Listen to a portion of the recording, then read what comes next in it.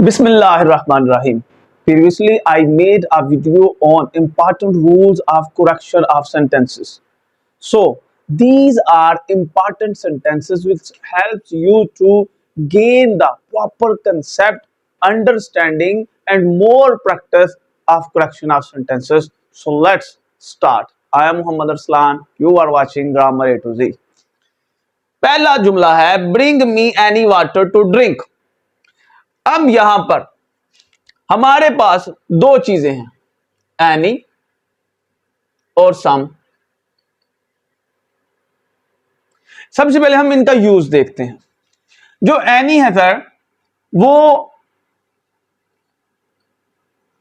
Interrogative sentence में इस्तेमाल किया जाता है और नेगेटिव सेंटेंस में इस्तेमाल किया जाता है।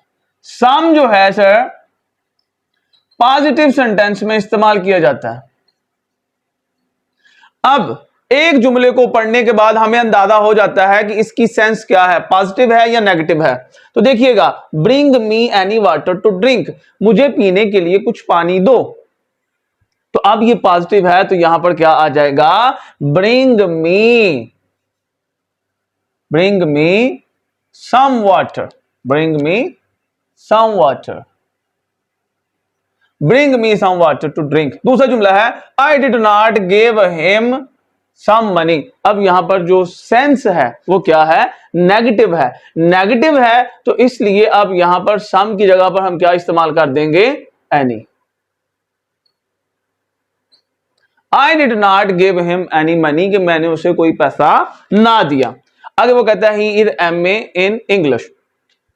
अब हम इसको देखते हैं तो हम कहते हैं कि यार इसमें तो कोई गलती दिखाई नहीं दे रही, क्या गलती हो सकती है। तो हम सभी जानते हैं कि हर वो लफ्ज, हर वो वर्ड जो वॉल साउंड प्रोड्यूस करता है, ए ई आई ओ यू, जैसे आ, अलिफ या अलबद्दा की जो आवाज निकालते हैं, उनके साथ हम एन का इस्तेमाल करते हैं जो कि इंडेफिनेट आर्टिकल है। तो यहां पर एम, देखिए जब हम बोलते हैं एम तो यहां शुरू होता है अलिफ, ये और मीम, एम एम, तो क्या आ जाएगा, he is an MA in English. Clear होगा सर। अगला जो जुमला है, the murderer was hung, the murderer was hung. अब ये सब्जेक्ट है, हेल्पिंग वर्ब है, मेन वर्ब है। सबसे पहले हमें पता चल गया। अब वाज के साथ तो सारा लगता है आईएनजी फॉर्म, यहां थर्ड फॉर्म है, तो हमें पता चल गया कि ये पैसिव है। अगर आप जो हमने प्रीवियस लेक्चर में सारा बताया था कि टेंसेस आना बहुत जरूरी है।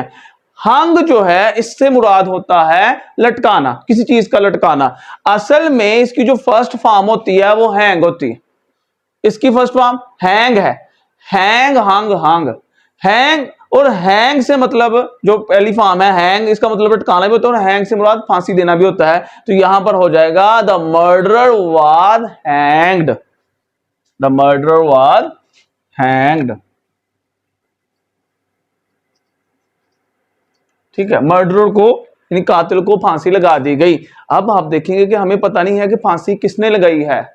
ठीक है, तो इसलिए क्या है, आपका क्या है, पैसिव वॉइस सेंटेंस है। तो यहां पर क्या आ जाएगा, वर्ब की गलती थी। हमने कल ही बात की थी कि जिसको वर्ब और सब्जेक्ट इन चीजों के बारे में पता चल जाता है, 70% उसकी जनाब करेक्शन ठीक हो जाती है। पीछे क्या रह जाती है, या तो वर्ड्स की रह जाती है या फिर प्रपोजिशन रह जाती है।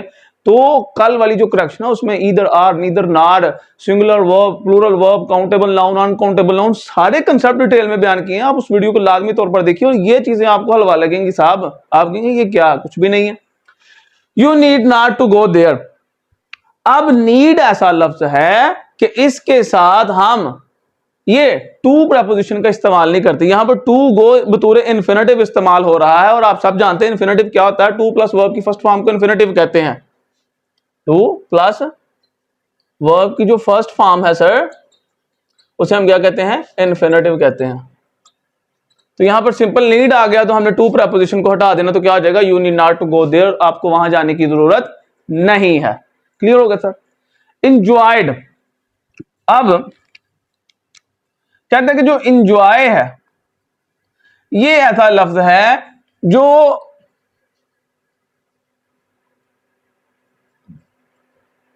अपने साथ रिफ्लेक्सिव प्रोनाउन की डिमांड करता है। रिफ्लेक्सिव प्रोनाउन कौन से प्रोनाउन होते हैं, जो सेल्फ पर या सेल्स पर खत्म होते हैं।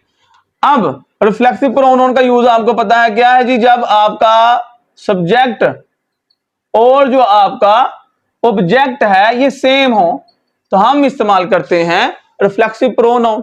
यहां पर अब ही का हम रिफ्लेक्सिव प्रोनाउन इस्तेमाल करेंगे तो क्या हो जाएगा, ही enjoyed himself, he enjoyed himself a lot, उसने बताते खुद बड़ा मजा किया। अगर यहां पर दे होता दे इंजॉयड देमसेल्फ, आई होता I enjoyed myself a lot, ठीक होगा। शी होता शी इंजॉयड हरसेल्फ, ठीक होगा। वही होता वी इंजॉयड आवरसेल्फ, ठीक होगा सर, अंडरस्टूड है यहां तक। आगे वाला देखेंगे, she is not capable to do it. अब यहां पर टू डू में मिस्टेक, ये इन्फिनेटिव, यहां पर इन्फिनेटिव नहीं लगेगा। कैपेबल के साथ जो प्रेपोजिशन इस्तेमाल होती है वो ऑफ है, अब ऑफ लगा दिए। ही इज नॉट कैपेबल ऑफ, अब डू सरकार यहां पर प्रेजेंट पार्टिसिपल का इस्तेमाल करेंगे, फोर्थ फॉर्म ऑफ वर्ब का इस्तेमाल करेंगे। He is not capable of doing it, is not capable of doing it. आगे देखिएगा sir, this is the most wisiest person of all, जितने भी लोगों में सबसे दानाई वाला शख्स है, अक्लमंद शख्स है। तो जो एडजेक्टिव होते हैं, एडजेक्टिव के जो सुपरलेटिव डिग्री है,